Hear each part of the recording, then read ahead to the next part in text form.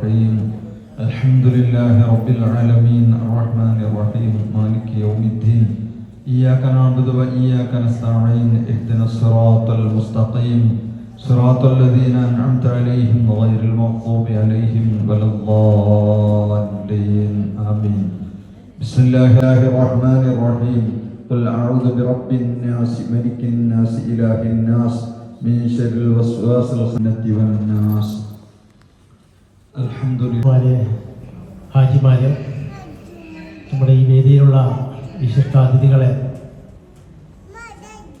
എല്ലാവർക്കും അസ്സലാമു അലൈക്കും വറഹ്മത്തുള്ളാഹി വബറകാതുഹു. കർത്തവ്യത്തിലേക്ക് മാത്രം കടക്കുകയാണ്. നമ്മൾ ജൂൺ 28-ാം തീയതി കണ്ണൂരിൽ നിന്നും ഹജ്ജിന് പുറപ്പെട്ട ഹാജിമാരുടെ ഒരു സംഘമാണ് ഇന്ന് ഇവിടെ സമ്മേളിച്ചിരിക്കുന്നത്. ഏതാണ്ട് ഒരു മാസത്തിനടുത്തായി നമ്മൾ തിരിച്ചു വന്നിട്ട് കഴിഞ്ഞ 10-ാം തീയതിയാണ് നമ്മൾ തിരിച്ചെത്തിയത്. അല്പം വൈകിയാണെങ്കിലും നമുക്കിവിടെ സംഗമിക്കാൻ സാധിച്ച അള്ളാഹുവിൻ്റെ അനുഗ്രഹത്താൽ, അള്ളാഹുവിൻ്റെ പ്രത്യേക ഭാഗ്യം സിദ്ധിച്ച ആളുകൾ എന്ന നിലയിൽ പരിശുദ്ധ ഹജ്ജ് കർമ്മം വളരെ ഭംഗിയായി നിർവഹിച്ചുകൊണ്ട് നമുക്ക് പൂർണ്ണ ആരോഗ്യത്തോടെ തിരിച്ച് ഇവിടെ നമ്മുടെ നാട്ടിൽ എത്തിച്ചേരാൻ സാധിച്ചു.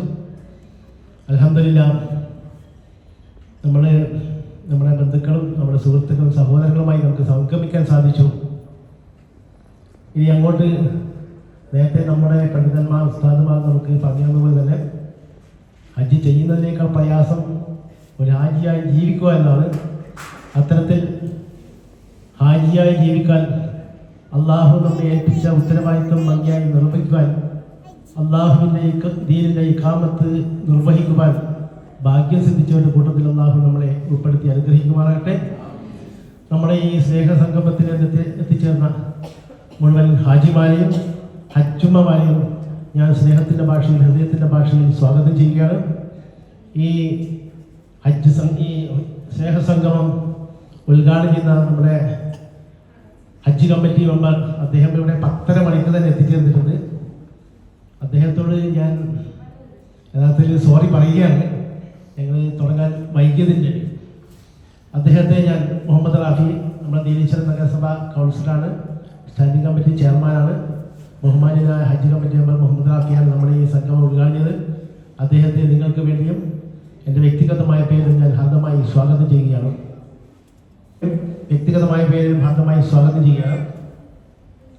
നമ്മുടെ ഇന്നത്തെ ഈ സംഗമത്തിൽ നമുക്ക് ദുആ നിർവഹിച്ച ബഹുമാന്യരായ നമ്മുടെ കാഞ്ഞങ്ങാട് പുതിയ കോട്ട ഖത്തീബ് അബ്ദുള്ള സഖാഫി അവർകളെയും ഞാൻ നിങ്ങൾക്ക് വേണ്ടി സ്വാഗതം ചെയ്യുകയാണ്. തിരിച്ചെത്തി നിങ്ങളോടൊപ്പമുള്ള ഏറ്റവും പ്രിയപ്പെട്ട ഹാജിമാരെ, ഹജ്ജുമ്മമാരെ, ഈ ഹുജ്ജാജ് സ്നേഹസംഗമം ഉദ്ഘാടനം ചെയ്യാൻ വളരെ നേരത്തെ എത്തിച്ചേർന്ന നീലേശ്വരം നഗരസഭയുടെ വൈസ് ചെയർമാനും സംസ്ഥാന ഹജ്ജ് കമ്മിറ്റിയുടെ മെമ്പറും കണ്ണൂർ എംബാർക്കേഷൻ ഹജ്ജ് ക്യാമ്പിൻ്റെ ജനറൽ കൺവീനറായി കഴിഞ്ഞ 3 വർഷവും വളരെ നല്ല രീതിയിൽ പ്രവർത്തനങ്ങൾ ഏകോപിപ്പിച്ച് മുന്നോട്ട് കൊണ്ടുപോകുന്നതിൽ മുഖ്യ പങ്ക് വഹിച്ച പ്രിയപ്പെട്ട PP മുഹമ്മദ് റാഫി,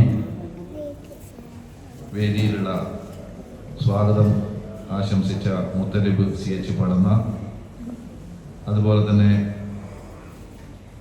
സംസ്ഥാന ഹജ്ജ് കമ്മിറ്റിയുടെ കീഴിലുള്ള ട്രെയിനർമാരുടെ ലീഡറായിട്ടുള്ള, അതുപോലെ തന്നെ കഴിഞ്ഞ പ്രാവശ്യം സംസ്ഥാന ഹജ്ജ് കമ്മിറ്റിയുടെ SHA ആയി സേവനം അനുഷ്ഠിച്ച പ്രിയപ്പെട്ട മുഹമ്മദ് സലീം, പ്രിയപ്പെട്ട സംസ്ഥാന ഹജ്ജ് കമ്മിറ്റിയുടെ കീഴിലുള്ള ഹജ്ജ് ഫാക്കൽറ്റി സൈനുദ്ദീൻ, അതുപോലെ തന്നെ ഇന്ന് ഈ ചടങ്ങ് സംഘടിപ്പിക്കുന്നതിൽ നേതൃത്വപരമായ പങ്കുവഹിക്കുകയും നിങ്ങളോടൊപ്പം ജൂൺ 28-ാം തീയതി മുതൽ നിങ്ങളുടെ യാത്രയിലുടനീളം പോയി വരുന്നത് വരെയുള്ള എല്ലാ കാര്യങ്ങൾക്കും വളരെ നല്ല നേതൃത്വം വഹിക്കുകയും നിങ്ങളുടെയൊക്കെ കൂടെ ഒരാളായി പ്രവർത്തിക്കുകയും ചെയ്തിട്ടുള്ള പ്രിയപ്പെട്ട മുഹമ്മദ് ഷിമിയും, അതുപോലെ തന്നെ അലിക്കുഞ്ഞി ആശാൻ, മറ്റൊരു സ്റ്റേറ്റ് ഹജ്ജ് ഇൻസ്പെക്ടർ ജാഫർ VI, അതുപോലെ തന്നെ അബ്ദുള്ള സഖാഫി ടൗൺ ജമാഅത്ത് കമ്മിറ്റിയുടെ ഖത്തീബ് മുഹമ്മദ് കുഞ്ഞി, വേദിയിലും സദസ്സിലുമുള്ള പ്രിയപ്പെട്ടവരെ, സ്വാഗത പ്രാസംഗികൻ സൂചിപ്പിച്ചതുപോലെ ഏറെ വൈകിട്ടാണ് ആരംഭിച്ചിട്ടുള്ളത്. വൈസ് ചെയർമാനും ഹജ്ജ് കമ്മിറ്റി അംഗവും നേരത്തെ എത്തി മറ്റു പരിപാടികളൊക്കെ പോകാൻ വളരെ തിരക്ക് പിടിച്ച ഒരു സമയമാണ്. അതുകൊണ്ട് തന്നെ കൂടുതലൊന്നും അധ്യക്ഷ പ്രസംഗം എന്ന രീതിയിൽ നീട്ടിക്കൊണ്ടു സുഖമായി ഹജ്ജൊക്കെ നിർവഹിച്ച് തിരിച്ച് നാട്ടിലെത്തിയ പ്രിയപ്പെട്ട ഹജ്ജിമാരെ, ഹജ്ജിമാരെ, അസ്സലാമു അലൈക്കും വറഹ്മത്തുള്ളാഹി വബറകാതുഹു. ഇവിടെ സൂചിപ്പിച്ചതുപോലെ നമ്മൾ 10 മണി പറഞ്ഞ പരിപാടിയാണ്. ഇപ്പോൾ തുടങ്ങുമ്പോൾ 12 മണി. 12 മണിക്ക് മറ്റൊരു പരിപാടി പങ്കെടുക്കേണ്ട ആളായതുകൊണ്ട് ഞാൻ പെട്ടെന്ന് 2 വാക്ക് പറഞ്ഞ് അവസാനിപ്പിക്കും. എന്തായാലും നിങ്ങളെ ഒന്ന് കാണാനും നിങ്ങൾ പരസ്പരം കാണാൻ ഒക്കെയുള്ള കൂടിച്ചേരൽ എന്ന നിലയിൽ ഈ സ്നേഹസംഗമത്തിന്റെ ഏറ്റവും വലിയ ഉദ്ദേശം നിങ്ങളുടെ അനുഭവങ്ങൾ പങ്കുവെക്കുക എന്നതാണ്. ഒരു 45-50 ദിവസത്തോളം വിവിധ നാടുകളിലായി താമസിക്കുന്ന, വിവിധ വീടുകളിലായി താമസിക്കുന്ന ഒരുപറ്റം ആളുകൾ സംസ്ഥാന ഹജ്ജ് കമ്മിറ്റി മുഖാന്തരം ഹജ്ജിന് അപേക്ഷ കൊടുക്കുകയും വളരെ യാദൃശ്ചികമായിട്ട് അതിൽ തന്നെ നമ്മുടെ കണ്ണൂർ ക്യാമ്പ് തിരഞ്ഞെടുക്കപ്പെട്ടുകൊണ്ട് ഒരു 8000-ഓളം ആളുകൾ ഇന്നുകൂടി അപേക്ഷ പൂർത്തിയാകുമ്പോൾ ഉണ്ടാകുമെന്നാണ് പ്രതീക്ഷിക്കുന്നത്. കഴിഞ്ഞ തവണ നമുക്ക് ഏതാണ്ട് 5000-ത്തിനടുത്ത് ഹാജിമാരെ കണ്ണൂരിൽ നിന്ന് ഹജ്ജിന് പുറപ്പെടാൻ വേണ്ടി സാധിച്ചു.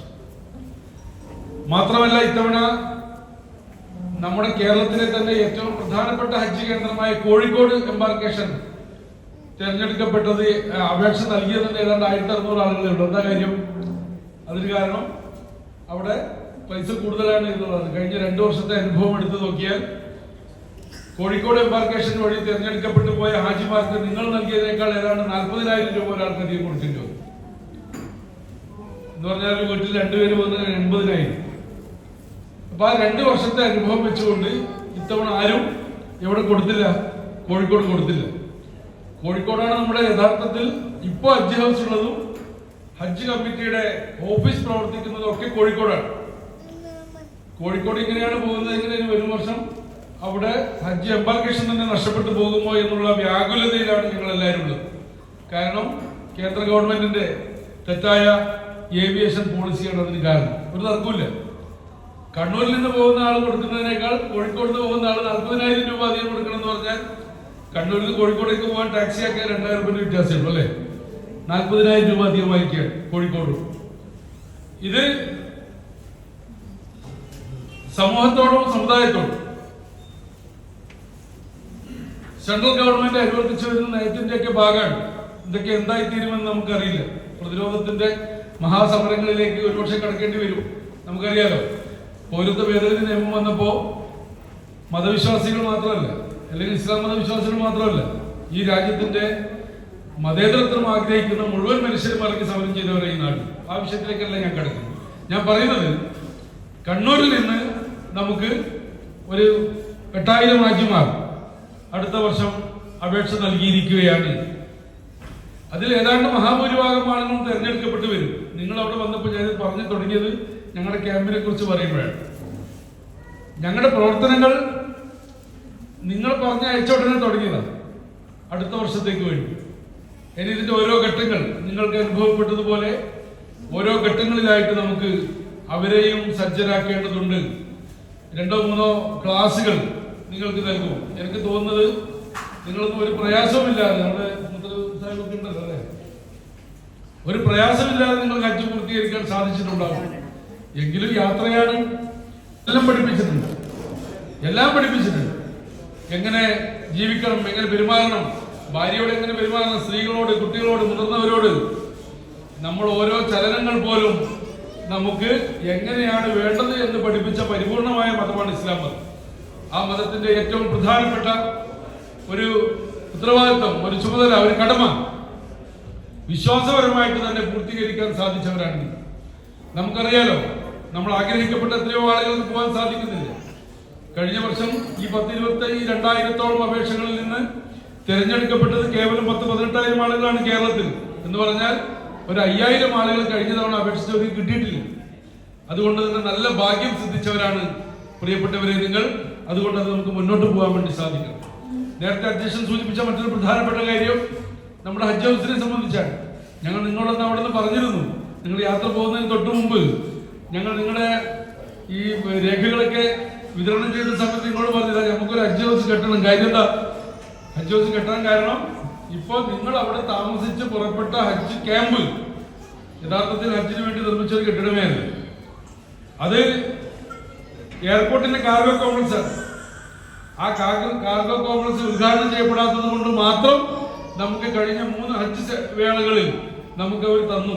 ഇനി അത് തരില്ല. കാരണം അതിന്റെ ഉദ്ഘാടനം നിർവഹിക്കാനിരിക്കുകയാണ്. അതിനു മുമ്പേ അവരുടെ പ്രവർത്തനങ്ങൾ അവർ ആരംഭിച്ചു കഴിഞ്ഞു. അപ്പൊ നമുക്ക് ഹജ്ജ് ഹൗസ് നിർമ്മിക്കണം. ഹജ്ജ് ഹൗസ് നിർമ്മിക്കാൻ നേരത്തെ അധ്യക്ഷൻ സൂചിപ്പിച്ചു, 1 ഏക്കർ ഗവൺമെന്റ് തന്നു. 1 ഏക്കർ ഭൂമി എവിടെ? എയർപോർട്ടിനകത്ത് കിൻഫ്രയ്ക്ക് വേണ്ടി, കിൻഫ്ര എയർപോർട്ടിന്റെ വികസനത്തിന് വേണ്ടി ഏറ്റെടുത്ത ഭൂമിയാണ്. ആ എയർപോർട്ട് അധികൃതരുടെയും കിൻഫ്രയുടെയും തീരുമാനത്തിന്റെ ഭാഗമായിട്ട് ഹജ്ജ് കമ്മിറ്റിക്ക് കൈമാറ്റം ചെയ്യപ്പെട്ട് കിട്ടി. ഗവൺമെന്റ് 5 കോടി രൂപ തന്നിട്ടുണ്ട്. പക്ഷെ ആ 5 കോടി രൂപ പോരാ, കുറച്ചുകൂടി കാശ് വേണം. അതുകൊണ്ട് നിങ്ങളോട് ഞങ്ങൾ പറഞ്ഞിട്ടുണ്ട്, നിങ്ങൾ തിരിച്ചു വന്നാൽ, നിർബന്ധമൊന്നുമില്ല കേട്ടോ, സംസ്ഥാന ഹജ്ജ് കമ്മിറ്റി അംഗങ്ങൾ ഇവിടെ വന്നിട്ട് ഞങ്ങളുടെ സംഗമത്തിൽ പൈസ തിരിച്ചതിൽ വരാനൊന്നുമില്ല. നിങ്ങൾ നിങ്ങളൊന്ന് ഉണർത്തുകയാണ്. എന്തിനാ? ആ ഹജ്ജ് ഹൗസ് ഏറ്റവും മികച്ച രീതിയിൽ വരണം. മതസ്ഥാപനങ്ങൾ നഷ്ടപ്പെട്ടുകൊണ്ടിരിക്കുന്ന കാലഘട്ടമാണ്.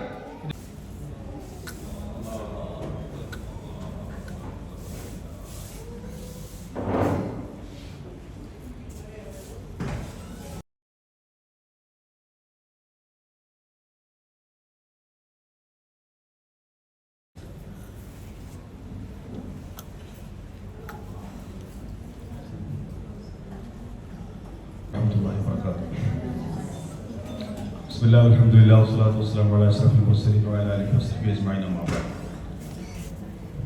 വേദിയിലിരിക്കുന്ന ബഹുമാനപ്പെട്ട സംസ്ഥാന ഹജ്ജ് കമ്മിറ്റിയുടെ ആദരണീയരായ അംഗങ്ങൾ, മുഹമ്മദ് റാഫി സാഹിബ്, ഷംസുദ്ദീൻ, നമുക്കൊരു പ്രയാസം ഉണ്ടായിട്ടില്ല. കഴിഞ്ഞ വർഷമൊക്കെ ഒരുപാട് 2024 ഒരുപാട് പ്രയാസങ്ങളുണ്ടായിരുന്നു. ദുൽഹിജ്ജ 9 അറഫയിൽ ദുഹറിന്റെ സമയമായിട്ട് പോലും അറഫയിൽ എത്താതെ ഹാജിമാരെ വിഷമിച്ച് ഫോൺ ചെയ്ത് അവരെങ്ങനെ എത്തിക്കുമെന്ന് ആശങ്കപ്പെട്ട് നിന്ന സമയങ്ങളുണ്ടായിരുന്നു. പക്ഷെ നമ്മളെ സംബന്ധിച്ചിടത്തോളം നമ്മളൊക്കെ 42 നമ്പർ മക്തബില് ബസ്സിലായിരുന്നു അറഫയിലേക്ക് പോയത്. എന്നിട്ട് പോലും അറഫയുടെ രാത്രി തന്നെ, അല്ലെ തലേദിവസം രാത്രി തന്നെ അറഫയിൽ എത്താൻ വേണ്ടിയൊക്കെ നമുക്ക് സാധിച്ചിട്ടുണ്ട്. അത്തരത്തിൽ വലിയ പരിഷ്കാരങ്ങളും മാറ്റങ്ങളും ഒക്കെ ഉണ്ടായിട്ടുണ്ട്. അതേപോലെ തന്നെ ഈ വർഷം നമ്മൾക്കുണ്ടായ ചെറിയ ചെറിയ ബുദ്ധിമുട്ടുകളൊക്കെ ഉണ്ട്. പ്രത്യേകിച്ച് 42 നമ്പർ മക്തബിന്റെ കീഴിൽ നിങ്ങൾ അനുഭവിച്ച ചില പ്രയാസങ്ങളൊക്കെ ഉണ്ട്. അതൊക്കെ ബഹുമാനപ്പെട്ട ഹജ്ജ് കമ്മിറ്റിയുടെ ശ്രദ്ധയിൽ പെടുത്തുകയും അതിനുവേണ്ടി വരും വർഷങ്ങളിൽ ഹാജിമാർക്ക് പ്രയാസം ഉണ്ടാകാതിരിക്കാനുള്ള നടപടികളൊക്കെ കൈക്കൊള്ളുന്നതിന് വേണ്ടി അറിയിക്കുകയും ചെയ്തിട്ടുണ്ട്.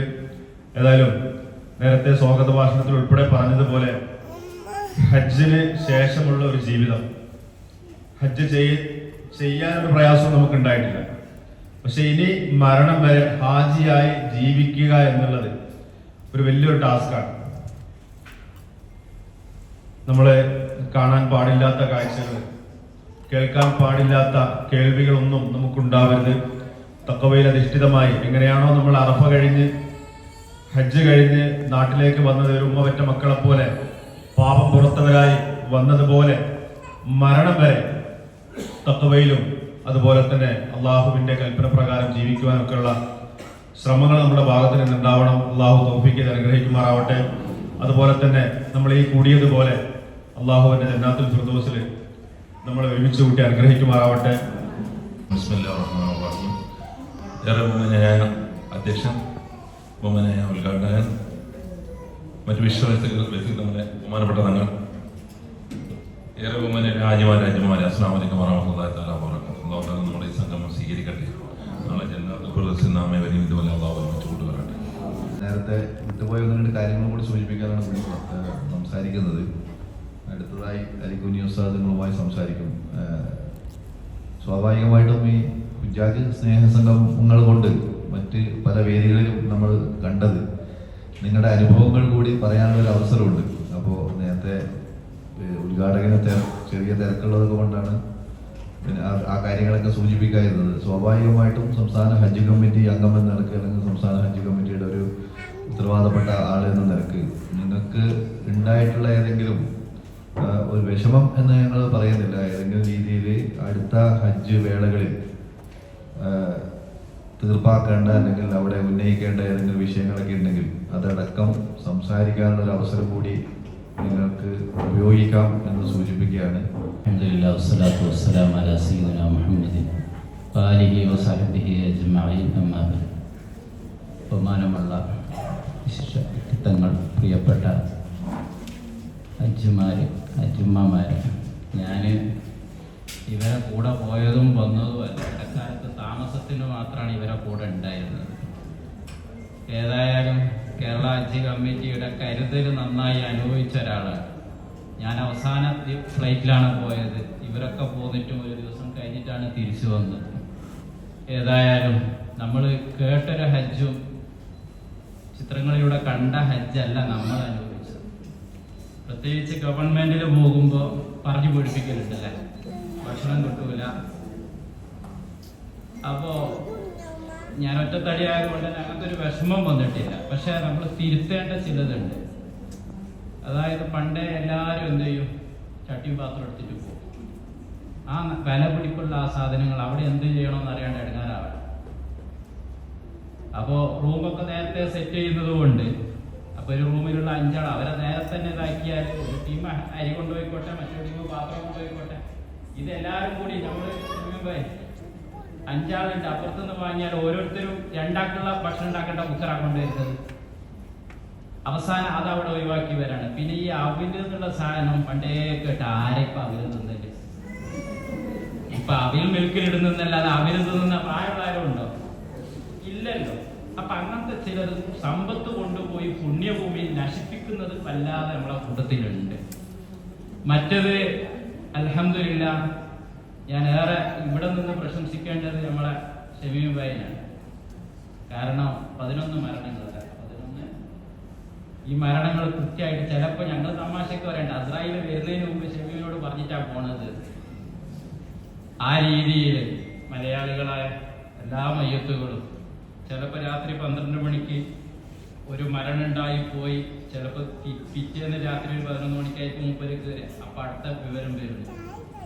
അപ്പോൾ ഒരു മടിയും കൂടാതെ മൊത്തത്തിൽ ഹജ്ജ് കമ്മിറ്റി മൂപ്പരെ ഏൽപ്പിച്ചതാണെന്ന് അറിയില്ല. ഏതായാലും അങ്ങനെ നമ്മുടെ ആശാന് ജാഫറുമായി എല്ലാവരും ശരിയുമായി 1-2 ആട്ടം നമ്മളെ വന്ന് നോക്കി നാട്ടുകാരുടെ എല്ലാം പരിഗണിച്ചില്ലെങ്കിലും മോശമല്ല എന്നല്ലേ. അപ്പോൾ ഏതായാലും ഞാൻ തീർത്തു പറയുന്നു, ഈ വർഷത്തെ ഹജ്ജ് പ്രയാസം എന്ന് പറയുന്നത് മിനയിലെത്തിച്ചപ്പോൾ നമുക്ക് ടെന്റ് ഉണ്ടായിട്ടില്ല എന്നുള്ളത്. അതെവിടെയോ എണ്ണത്തിൽ പയച്ചതായി അല്ലേ. അവസാനം നമ്മളൊക്കെ കിടന്ന റൂം അല്ലേ, ഒരു നമ്മളെ കാറ്ററിങ്ങിന്റെ അടുത്തുള്ള.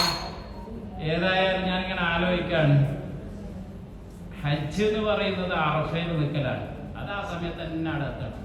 ബാക്കി എന്തിനും നമുക്ക് എന്ത് ചെയ്യാം, പ്രതിവിധി ചെയ്യാൻ പറ്റുന്നതാണ് ഹജ്ജിന്റെ കാര്യത്തിൽ.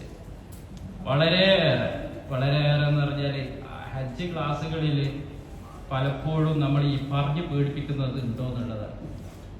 പഴയ കാലത്തെ ഹജ്ജല്ലല്ലോ. അപ്പൊ ഞാനിങ്ങനെ ആലോചിച്ചു, മിനയിൽ നിന്ന് അറഫയിലേക്ക് പോകേണ്ടത് ശരിക്കും സ്വബൈ കഴിഞ്ഞതിന് ശേഷമാണ്.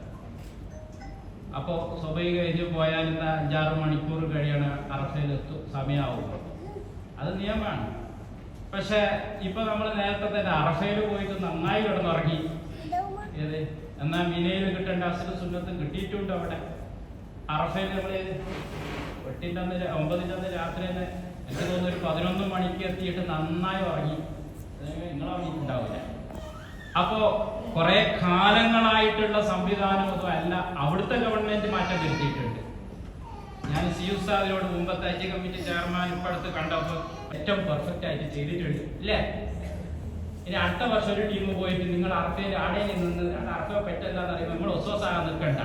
നമ്മളെ അറിവനുസരിച്ച് ഏറ്റവും പെർഫെക്റ്റ് ആയിട്ട് പൂർണ്ണതയിൽ ചെയ്തിട്ടുണ്ട്. ഞാൻ പ്രത്യേകം ശ്രദ്ധിച്ചത് ഹജ്ജ് കമ്മിറ്റി ഹജ്ജിന്റെ സ്വീകാര്യതയ്ക്ക് വേണ്ടിയുള്ള നല്ല ഇടപെടൽ നടത്തുന്നുണ്ട്. മിനയിൽ നിന്ന് തന്നെ 2 ദിവസം കഴിയുമ്പോൾ ആദ്യത്തെ ഇതായി പോകാൻ വേണ്ടി നിർദ്ദേശിക്കും. അപ്പൊ ഇവരൊക്കെ പറഞ്ഞ് എന്തായാലും പോകരുത്, ഒരു പന്തലയച്ചാൽ അവിടെ തന്നെ കിടന്നാളണം, 3 ദിവസം പൂർത്തിയാക്കിയിട്ട് പോയാൽ മതി. അപ്പൊ ഹജ്ജിന്റെ പൂർണ്ണതയ്ക്ക് വേണ്ടി നമ്മുടെ ഹജ്ജ് കമ്മിറ്റി ഇടപെട്ടിട്ടുണ്ട്. സൗദി അങ്ങനെ തന്നെ. അപ്പൊ അതുകൊണ്ട് കുറെ ആളുകൾക്ക് പുര വെച്ചതിന് ശേഷം ഇത് വെച്ച് ശരിയായില്ല എന്നുള്ളതുണ്ടാവും, കല്യാണം കഴിച്ചിട്ടായിട്ട് പെണ്ണ് ശരിയായില്ല എന്നുള്ളതുണ്ടാവും. എന്നതുപോലെ ഹജ്ജിന് പോയി വന്നാല് പോയതൊന്നും ശരിയായിട്ട് ഇനി ഒരു ഹജ്ജും കൂടി ചെയ്യണമെന്നുള്ള തെറ്റായതുണ്ട്. അങ്ങനല്ല, നമ്മൾ ചെയ്തതൊക്കെ പെർഫെക്റ്റ് ആണ്. അള്ളാഹ് കബൂൽ ചെയ്താൽ മതി. ആ രീതി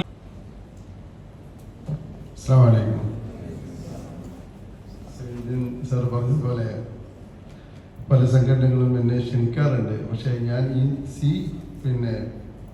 സംഗമത്തിലേക്ക് വരുമ്പം ഞാൻ ആലോചിച്ചത് അള്ളാഹുവിൻ്റെ ഹറമും റൗള ഷരീഫൊക്കെ കണ്ടുവന്ന് നിങ്ങളടുത്തേക്ക് എന്നെ വിളിക്കുന്നത് ഒരു വലിയ ഭാഗ്യമായിട്ടാണ് ഞാൻ കണ്ടത്.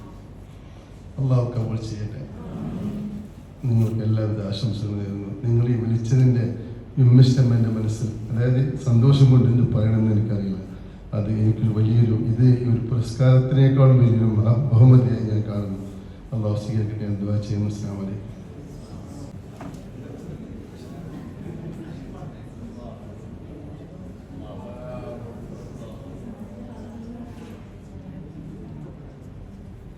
അൽഹംദുലില്ലാ വസ്സലാത്തു വസ്സലാമു അലാ റസൂലില്ലാ വഅലാ ആലിഹി വസഹ്ബിഹി അജ്മഈൻ അൽ-ഫായിസീന ബിറിദ്വാനില്ലാഹി അമ്മാ ബഅദ്. ബഹുമാനപ്പെട്ട അധ്യക്ഷൻ, ബഹുമാനപ്പെട്ട സയ്യിദവറുകളെ, മറ്റു വേദിയിലുള്ള നേതാക്കന്മാരെ, സ്നേഹനിധികളായ ഹാജിമാരെ, ഹജ്ജമാരെ, അല്ലാഹു സുബ്ഹാനഹു വ തആല നിങ്ങൾ ചെയ്ത ഹജ്ജും ഉംറയും മറ്റു ഇബാദത്തുകളൊക്കെ എൻ്റെ പൂർണ്ണാർത്ഥത്തിൽ അല്ലാഹു സ്വീകരിക്കുമാറാവട്ടെ.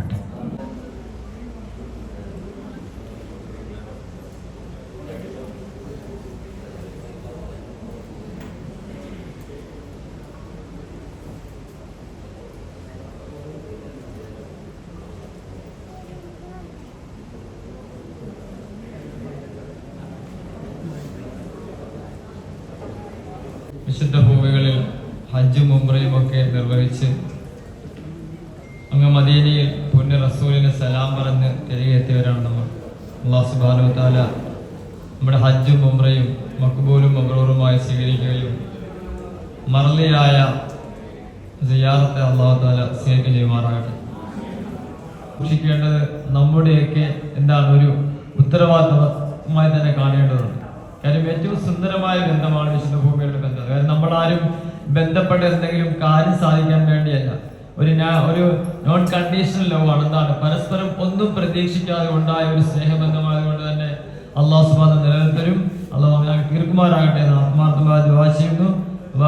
അൽഹംദുലില്ലാഹി റബ്ബിൽ ആലമീൻ. അസ്സലാമു അലൈക്കും.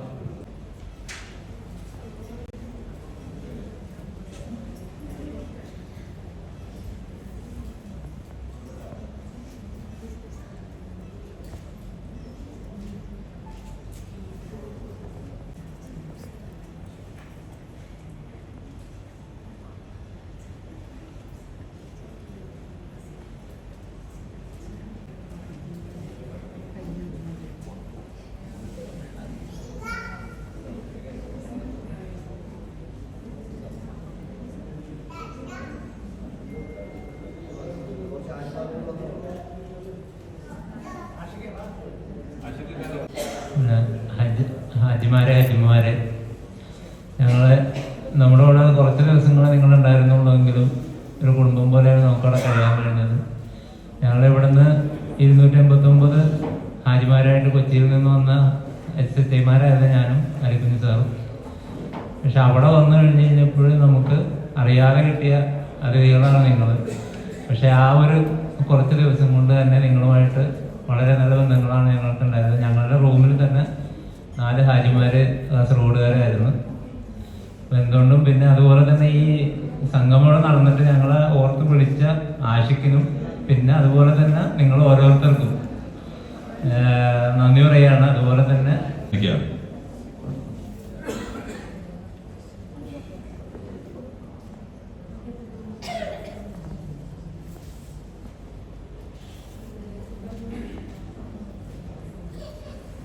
കൈകാര്യം ചെയ്യുന്ന അദ്ദേഹം ഇദ്ദേഹത്തെ കുറിച്ച് നല്ലൊരു ഓർമ്മ എന്ന് പറഞ്ഞു കഴിഞ്ഞാൽ പിന്നെ കൊച്ചിയിലെ ഹജ്ജ് ക്യാമ്പ് നടക്കുന്ന സമയത്ത് അദ്ദേഹം സാധാരണ ഞങ്ങൾ ഉദ്യോഗസ്ഥരുടെ സെല്ലംഗങ്ങളായിട്ടാണ് വരാറ്.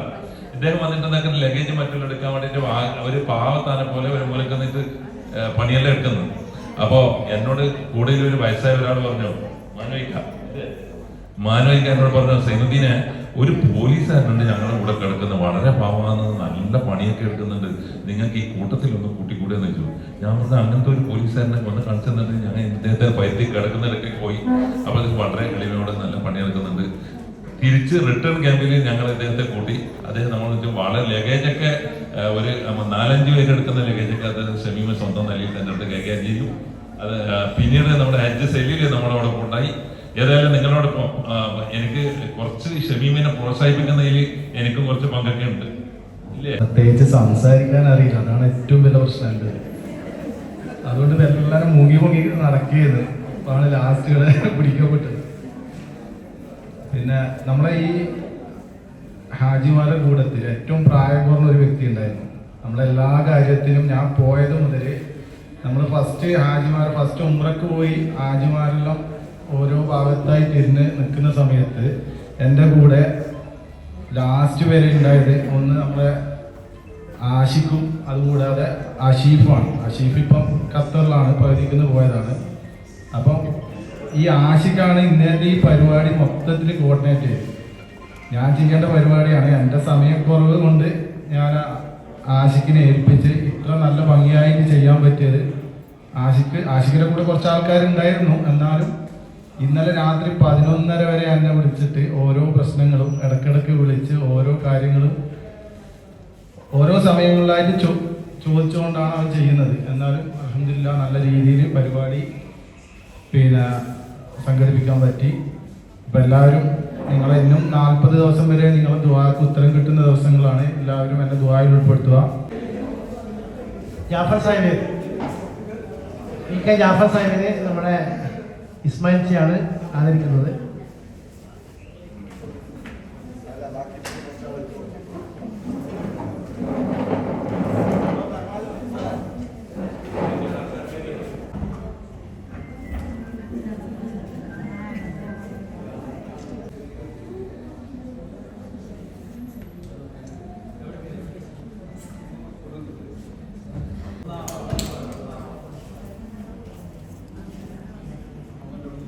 ഒരു റൂട്ടിൽ പോകുമ്പോൾ നമ്മളെ ഓർമ്മിക്കുന്നുണ്ട് അന്നാളെ വീട് ഇവിടെയാണ്.